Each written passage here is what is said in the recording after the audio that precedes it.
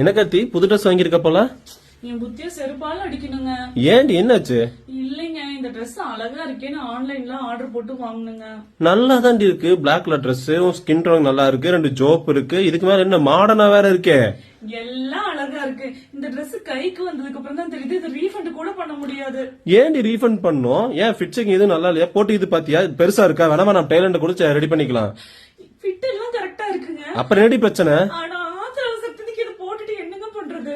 சரிடி, ஏதாச்சும் ஒரு ஃபங்க்ஷனுக்கு ஏதாவது போட்டுக்கோ. ஆத்திரவசக்கு ஏன் போடுற? ஐயோ கடவுளே, சூச்சு போடணும்னா கூட இத போட்டு போக முடியாதுங்க. அதனால தெரியாம வாங்கிட்டு காஸ்ட்லியான Dress வேற. எங்கடி ஜிப் எங்க? எதுவுமே இல்ல. ஒன்ஸ் போட்டீங்கன்னா அவ்வளவுதான். இது ஏன்டா வாங்கன்னு ஃபீல் பண்ணிருக்கு. ஏன்டி ஜோப் வச்சனுக்கு ஒரு ஜிப் வைக்க தெரியாதா? எல்லா காசு போச்சு. சரி, ஒன்னும் பிரச்சனை இல்ல. இந்த ட்ரெஸ் போட்டுக்கோ, அப்படியே டைப்பரும் வச்சுக்கோ. வேற என்ன பண்றது?